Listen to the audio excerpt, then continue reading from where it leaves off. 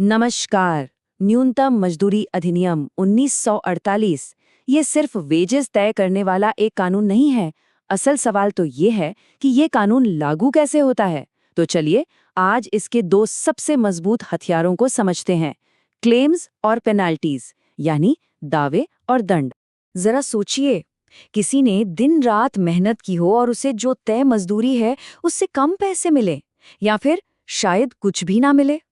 ये सिर्फ एक समस्या नहीं है, ये तो सीधा सीधा शोषण है। और बस इसी शोषण को रोकने के लिए न्यूनतम मजदूरी अधिनियम को बनाया गया है। देखिए, इस अधिनियम में सिर्फ नियम नहीं लिखे हैं, बल्कि उन नियमों को लागू करवाने की ताकत भी दी गई है। ये कानून पक्का करता है कि न्यूनतम मजदूरी सिर्फ कागज पर एक नंबर ना रह जाए, बल्कि हर मजदूर की जेब तक असली में पहुंचे। तो इस कानून का जो सेक्शन 20 है ना, वो मजदूरों के लिए कवच की तरह काम करता है। जब भी उनके हक पर कोई आ जाती है तो यही सेक्शन उन्हें न्याय मांगने का रास्ता दिखाता है। तो सवाल उठता है कि ये दावा या क्लेम आखिर है क्या? सीधी भाषा में ये एक कानूनी शिकायत है, और ये 3 सिचुएशन में की जा सकती है। पहली, जब तय मिनिमम वेज से कम पेमेंट मिली हो। दूसरी, जब सैलरी से कोई ऐसी कटौती कर ली गई हो जिसकी इजाज़त कानून नहीं देता। और तीसरी, जब मजदूरी देने में बेवजह देर की जा रही हो। अच्छा, तो ये पूरा प्रोसेस काम कैसे करता है? बहुत सिंपल है। सबसे पहले एक दावा फाइल किया जाता है, फिर ये देखा जाता है कि वो टाइम लिमिट के अंदर है या नहीं, और आखिर में जो अथॉरिटी है वो सारे सबूतों को देखकर अपना फैसला सुनाती है। और सबसे दिलचस्प बात यह है कि दावा दायर करना कितना आसान बनाया गया है। कर्मचारी खुद तो कर ही सकता है, पर मान लीजिए वो नहीं कर पा रहा, तो उसकी तरफ से कोई वकील, किसी रजिस्टर्ड ट्रेड यूनियन का अधिकारी या फिर सरकार का नियुक्त किया हुआ इंस्पेक्टर भी ये दावा फाइल कर सकता है। लेकिन हाँ, इसमें वक्त का ध्यान रखना बहुत ज़रूरी है। जिस तारीख को मजदूरी मिलनी थी उसके 6 महीने के अंदर अंदर दावा करना होता है। वैसे अगर कोई बहुत मजबूत वजह हो तो देरी माफ़ भी हो सकती है, पर जो मेन नियम है वो 6 महीने का ही है। और अथॉरिटी की शक्तियाँ, अरे वो तो कमाल की हैं। वो सिर्फ बकाया मजदूरी दिलाने का ऑर्डर ही नहीं देती, बल्कि मालिक पर बकाया रकम का 10 गुना, जी हाँ 10 टाइम्स तक का मुआवजा भी लगा सकती है। ये एक बहुत बड़ी पावर है जो ये पक्का करती है कि मालिक लोग नियमों को हल्के में ना लें। तो चलिए अब सिक्के का दूसरा पहलू देखते हैं। अगर दावा मजदूर का कवच है, तो इस कानून का दंड वो मालिक के लिए एक तलवार की तरह है। ये उन लोगों के लिए है जो कानून को मानने से इनकार करते हैं। इस कानून में 2 तरह के दंड हैं। एक है सेक्शन 22, जो सीधे सीधे बड़े अपराधों से जुड़ा है, जैसे मिनिमम वेज से कम देना।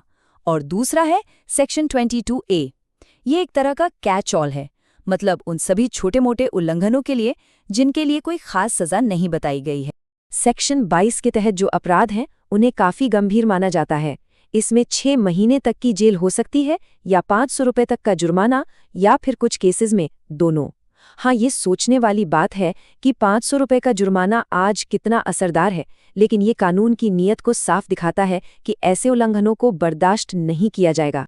और वहीं सेक्शन 22A के तहत दूसरे छोटे मोटे उल्लंघनों के लिए भी 500 रुपए तक का जुर्माना लग सकता है। इससे ये पक्का हो जाता है कि कानून का कोई भी हिस्सा बिना किसी नतीजे के तोड़ा न जा सके। देखिए, कानून में जो लिखा है वो तो अहम है ही, लेकिन जब अदालतें उसकी व्याख्या करती हैं तो वो और भी मजबूत हो जाता है। और सुप्रीम कोर्ट ने भी इन नियमों के मकसद और ताकत को बार बार सही ठहराया है। जैसे कि 1969 के एक बहुत ही famous case, town municipal council Athani बनाम पीठासीन अधिकारी में सुप्रीम कोर्ट ने साफ साफ कहा था कि सेक्शन 20 के तहत जो कार्रवाई है वो एक विशेष और त्वरित उपाय है। मतलब ये सिस्टम मजदूरों को जल्दी और असरदार तरीके से न्याय दिलाने के लिए ही बनाया गया है।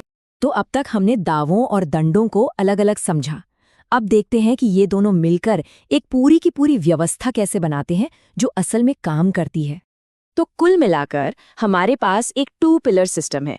एक तरफ है दावों का कवच जो मजदूरों को तुरंत राहत देता है, और दूसरी तरफ है दंड की तलवार जो मालिकों को कानून तोड़ने से रोकती है। और ये दोनों स्तंभ जब साथ मिलकर काम करते हैं तो ये पक्का हो जाता है कि मिनिमम वेज का अधिकार एक हकीकत बन। एक बात हमेशा याद रखनी चाहिए, कोई भी अधिकार तब तक अधूरा है जब तक उसे लागू करवाने का कोई रास्ता न हो।